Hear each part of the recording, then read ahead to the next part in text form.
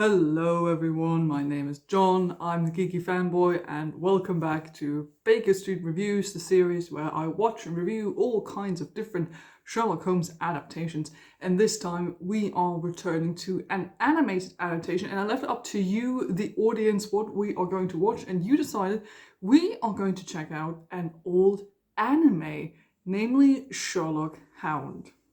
Now, as always, I don't know anything before going into this. I've got the Wikipedia page right here. So this is an Italian-Japanese animated television series where, it's based on the original stories by Sir Arthur Conan Doyle, naturally, but all of the characters, I think, are like anthropomorphic animals. I mean, the name Sherlock Hound already tells you what kind of animal Sherlock Holmes is going to be.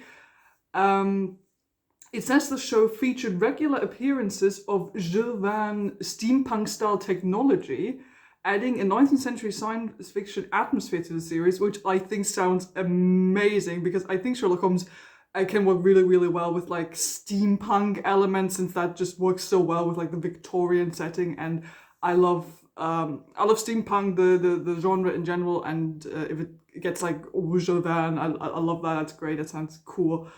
The series consists of 26 episodes and aired between 1984 and 1985. So this is a slightly older animation series. So, as I've said, the series was a Japanese-Italian co-production. 6 episodes were directed by Hayao Miyazaki, who I think was one of the co-founders of Studio Ghibli. I never know how to pronounce this, but you know what I mean. But then someone else took over because they got into some trouble, it says, with the Sir Arthur Conan Doyle estate, which, I can kind of see, which I can see happening. So Miyazaki didn't continue with it, and the remaining episodes were directed by Kyosuke Mikuriya, and the show was then finally aired in 1984. There seems to be also a film or film version, which are put together episodes. Like they take like 1 or 2 pieces from episodes and put them together into like a film. But today we are going to watch as we always do, when we do cartoons or other TV series, we're going to watch the first 3 episodes, and you're going to hear my reaction to the cartoon. And then, of course, as always, at the end there's going to be my overall thoughts on the series, or like my first impressions I got of the series. What else do we have? So we got the usual characters. We got Sherlock Hound, who I'm just finding out as I'm reading this is not a hound. He's a red fox. Because that makes sense. Okay. We got Dr. Watson, who is a Scottish Terrier. Mrs. Hudson, a golden retriever. And of course, we also got Professor Moriarty in the series. I don't know if we'll see him in the first 3 episodes. Probably not, but he resembles a grey wolf, which I think works wonderfully for Professor Moriarty. We also have Inspector Lestrade, who is a bulldog, which, fits well, I think, with the sort of English inspector stereotype. Okay. That's it for the introduction. Like I said, we're going to watch the first 3 episodes. You're going to get a little montage of my reaction to some of the moments in those episodes. And at the end, I'm going to tell you my thoughts on the episode. So, let's go. I love how the music is weirdly wholesome and the images are just like...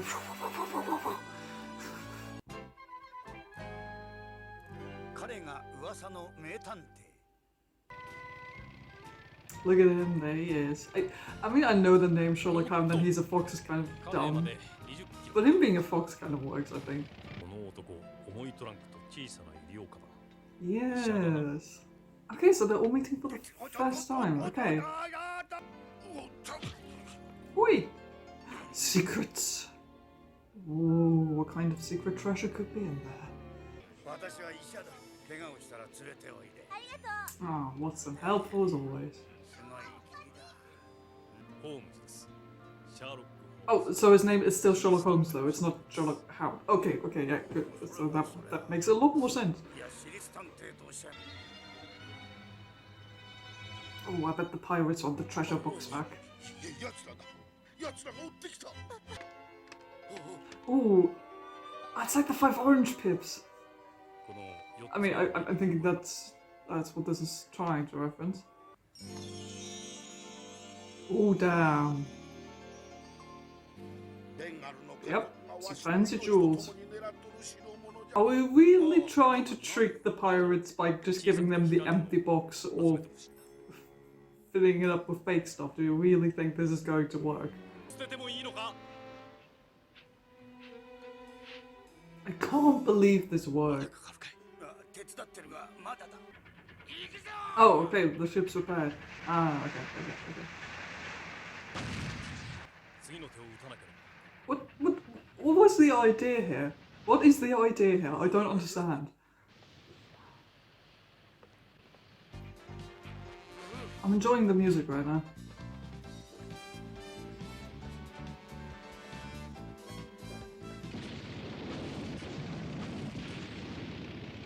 Okay, there's more action in this than I thought there would be.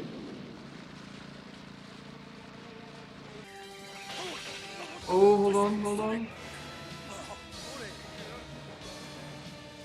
Oh, smooth. See, they've bonded over the adventure. Okay, is someone bombing the pirates? Hooray! The British Navy! Of course.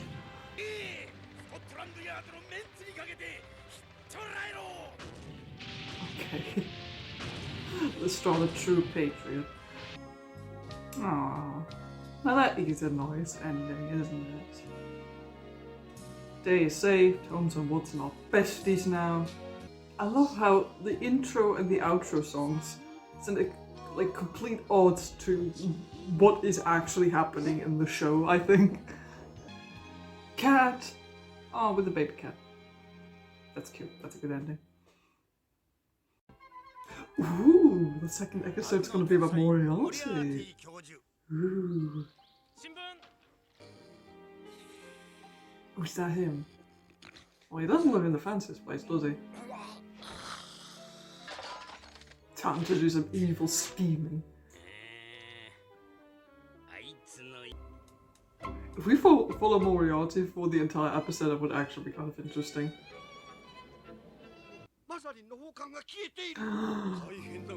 Shock and surprise.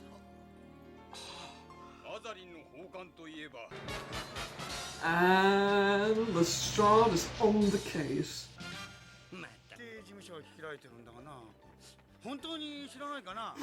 What's this so excited? That's adorable. Oh! Is that Mrs. Hudson? Okay, we're going for a young Mrs. Hudson, this one.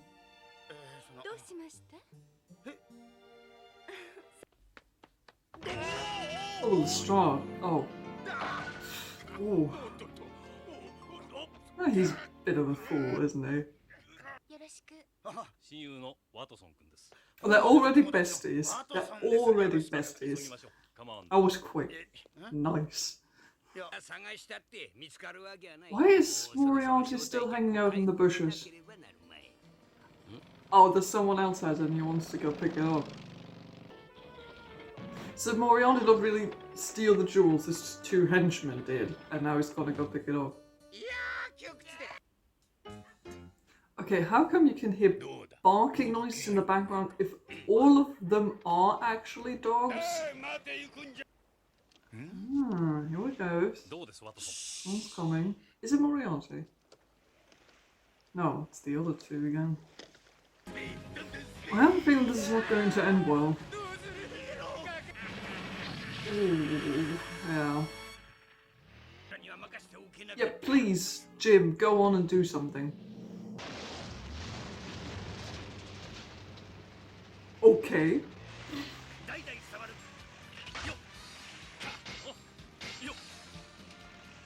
I'm just doing pretty well. Look at him go.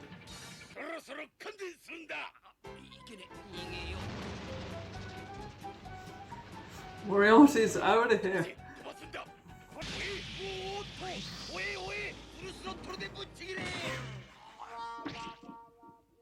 Lestrade is funny. I like him.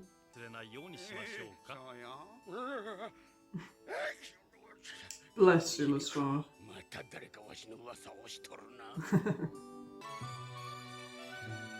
You know, the opening song is really growing on me. Little Martha's big mystery? What could it be? Let's find out.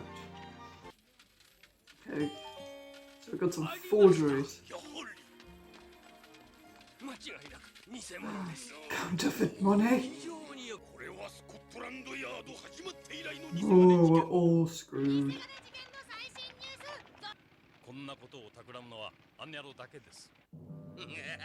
Oh, so suddenly Moriarty is responsible for everything. Whoa. As much of a moustache-twirling villain as he is, he can be quite intimidating in this version. Oh, the money laundering scheme just fixed itself because the machine is broken now.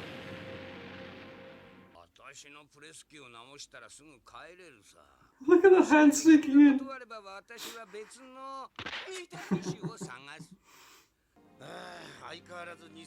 Oh, Baker Street looks nice. I like the design. The wallpaper. Yeah, look at it with the mantelpiece, fireplace. Does Watson have a new color design?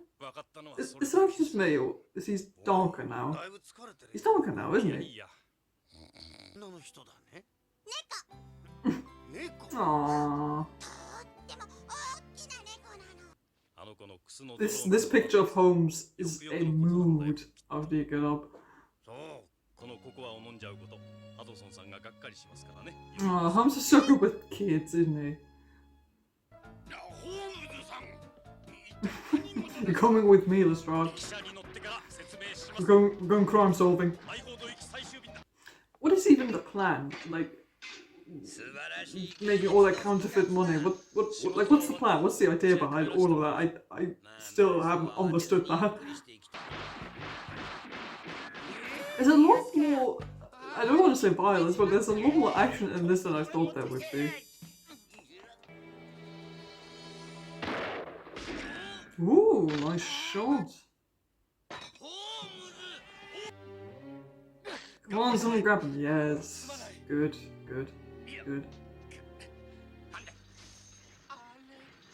Is the machine exploding again? Yeah, of course it is. Cool, so the father is safe. What about the cat? I want to know where the cat is. Families reunited. What about the cat? There it is. Okay, so those were the first 3 episodes of Sherlock Hound, and it was super adorable. So, I mean, you can definitely tell that this is meant to be for like a younger audience, definitely like for kids. Maybe not like super young kids, but you know, like maybe 8 and up. Like I could totally see like kids and young teenagers enjoying that. Or, like even as an adult, I think you can get a lot out of it. So overall, I think it's very adorable. The idea with like the anthropomorphic animals, you know, it just helps a bit with like the slightly childlike nature. Even though I still think it's weird that Sherlock is the only one who's not a dog but a fox for some reason, even though the show is called Sherlock Hound. Well, I mean, it makes sense, I think, if Sherlock had to be some kind of mammal, that he would be a fox that just works, you know, as a clever, smart, sneaky animal that works for him. And I do like the design of the main characters. With Sherlock looking, you know, slightly young and dashing and a bit skinny. I think that suits him rather well. And with Watson looking like a sort of like proper moustached hound with like a big moustache, since he's I think like a Scottish Terrier or something. I think that works really well. I think they not really redesigned, but they did give him a different color, didn't they? In like the 3rd episode, which I think works better for him. Like makes him look a bit more natural. I think he looks good next to Holmes. They went for slightly more stereotypical design with Watson, like that he's, you know, shorter and a bit like, you know, rounder around the edges. But I think that works. I'm liking Lestrade. I think Lestrade is like the secret MVP of the show. He's very funny. I like how enthusiastic and self-confident he is.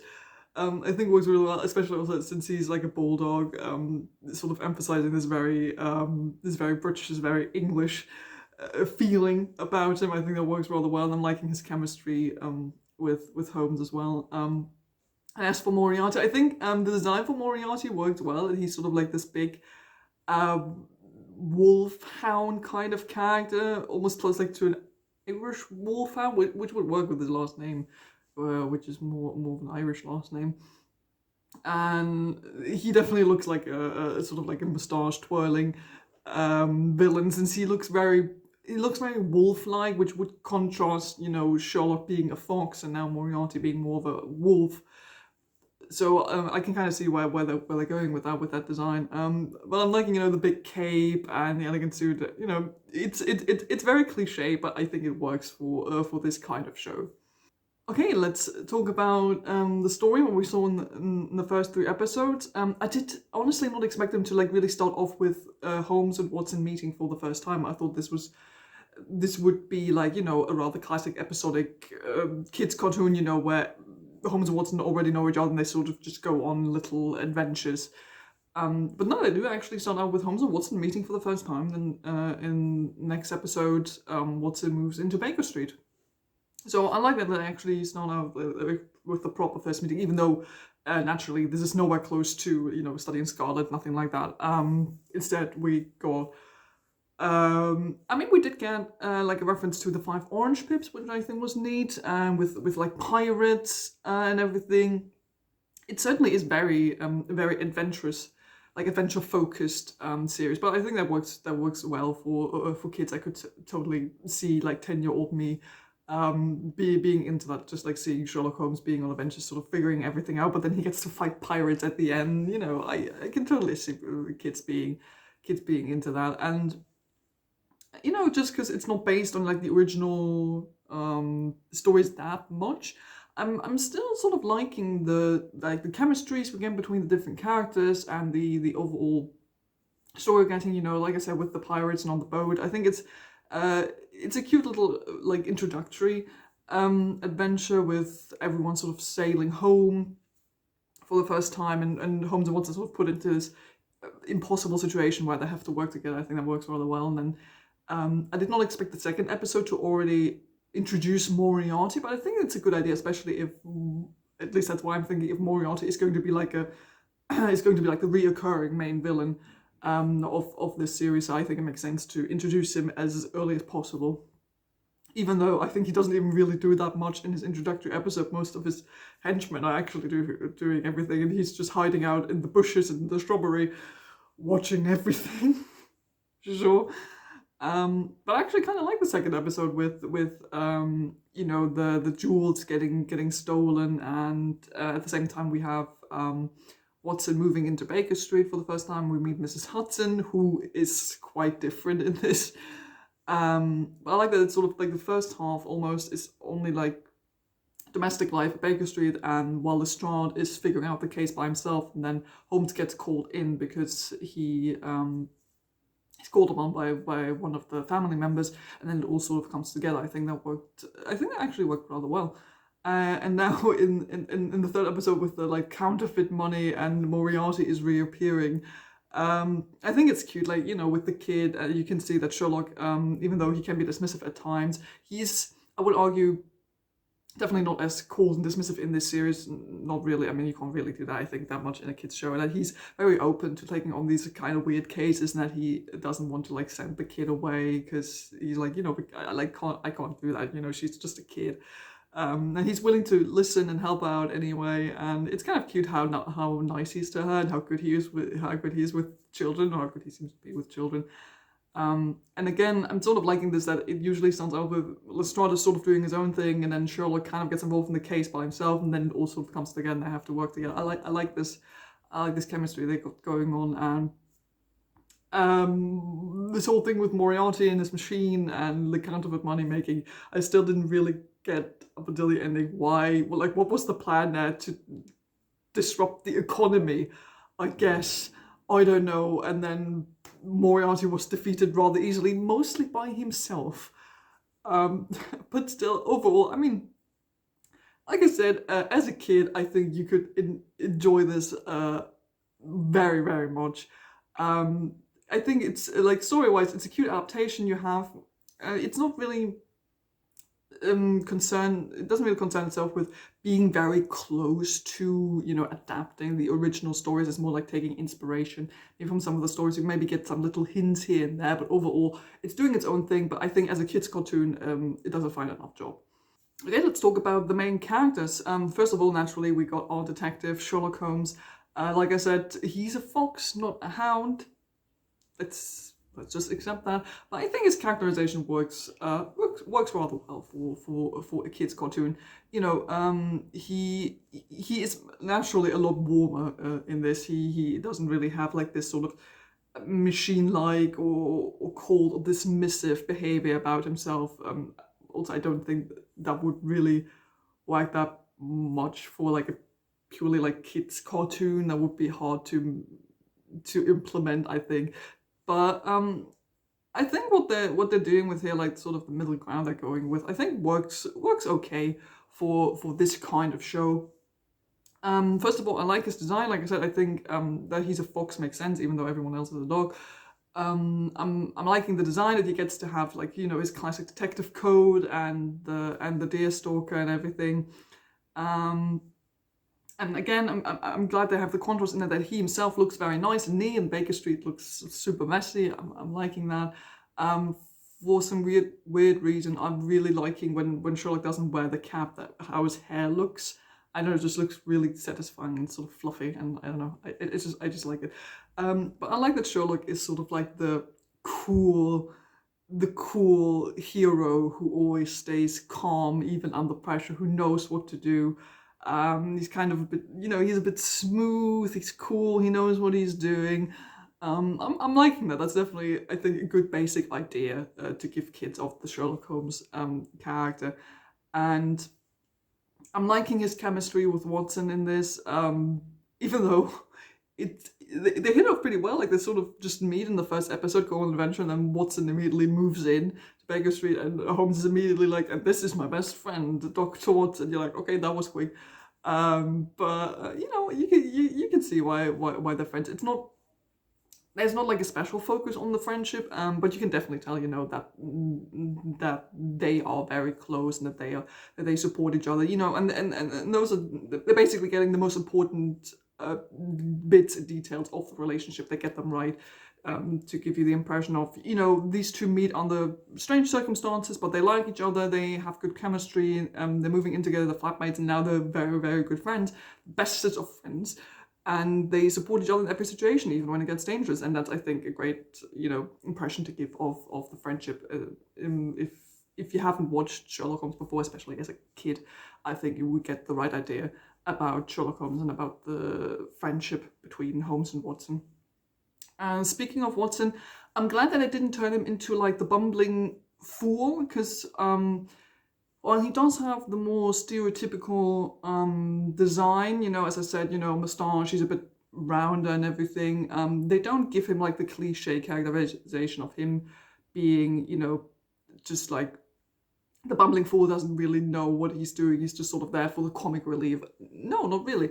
I mean, arguably, I wish he would do more, especially when it comes to, being a doctor. I kind of do that in like the first episode, and then but at least he's not the comic relief character. I like that he's basically like the emotional support character. He's there to bounce ideas off with Holmes. He's there to talk to the clients. He's there for the emotional support. If Holmes is doing some thinking, Watson is there to sort of showing support to the client and everything.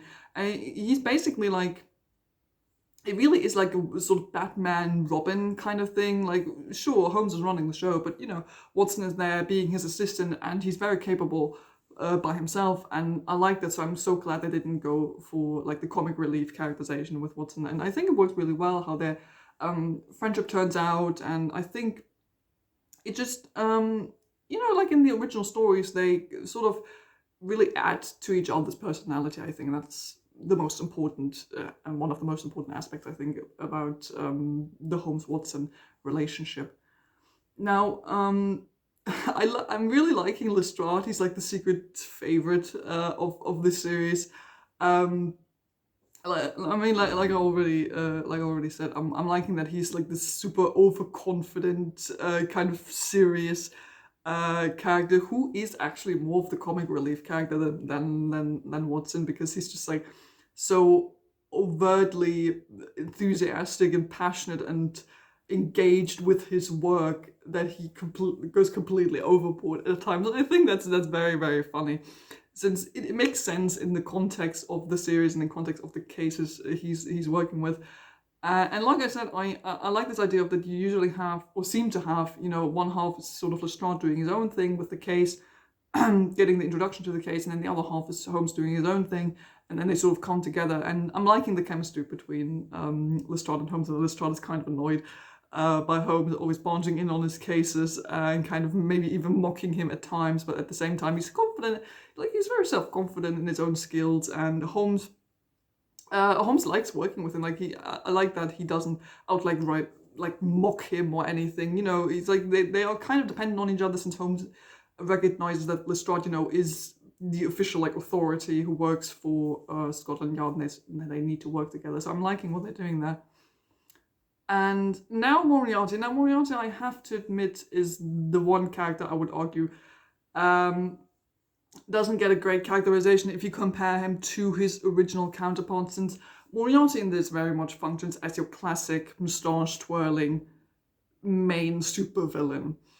And there's nothing of the like original characterization that he's, that he's a professor, that he's supposed to be very smart and intelligent, like on par with Sherlock, that he's scheming, that he's supposed to be Sherlock's like arch enemy and his nemesis.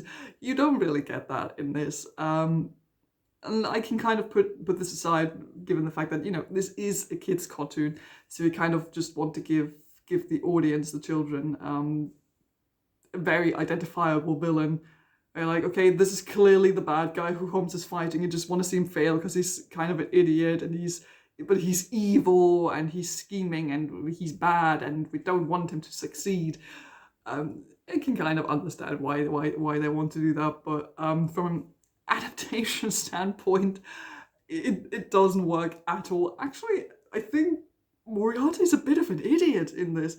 He's very foolish. He's very grandiose, which kind of works with the character, but he seems to be very ignorant of stuff that happens around him. Like I said, very moustache twirling kind of villain with like evil laugh and everything. But like we saw in the third episode, basically he defeats himself essentially. Similar to also what happens in the second episode. Like he gets defeated so quickly, it was just like him falling over, stumbling over himself, getting exploded and everything. It's funny. It works for the purposes of the cartoon or of the anime. But from an adaptation standpoint, if you're hoping that Moriarty is going to be the super intelligent mathematics professor with the evil schemes, you're seemingly not getting that in this anime series. So I would argue from all of the main characters we get from the canon, Moriarty gets the worst characterization if compared to the canon. But again, like I can see how as a child you would still be into that, and he's, like I said, a very identifiable villain. I don't know if they introduce any other main villains or if they introduce other like criminals from the original canon. I don't know, but like it's an anime for kids. Don't take it too seriously. But overall, I had a good time with this. I'm liking the animation style. Like, sure, it's a bit old school, but I think it works well. The music is adorable. It's rather wholesome, which kind of stands in contrast to the action you get in the show. But it works, and I'm liking the the mix of, you know, classic Victorian setting and but like those steampunk elements, I think works really, really well, since, you know, steampunk kind of had origins in like Victorian times, and I think it works really, really well, and kind of also gives the opportunity to, you know, have big machines in there, and, you know, sort of like a bit of a modernized touch. It works really well, I think, and I think this is a very cute adaptation that you can put on like in the background, or like, you know, a Sunday morning anime cartoon series. Would definitely work. I guess I can totally see kids and young teenagers being all over that. You don't even really have to be a fan of Sherlock Holmes to enjoy this. I think, but I think it serves as a neat little introduction. If maybe as a kid or as a young teenager you've never heard of Sherlock Holmes, I think this would give you the right, you know, the kick in the butt you would maybe need to get interested into the original stories. Okay, so that's it for this Baker Street review. Thank you so much for watching. As always, if you have some recommendations, like films, TV shows, games, books, whatever, as long as it has to do with Sherlock Holmes, I'm taking a look at it. So if you have any suggestions, put them down in the comments below. As always, don't forget to like and subscribe if you haven't done it already, and I will see all of you very soon. Goodbye.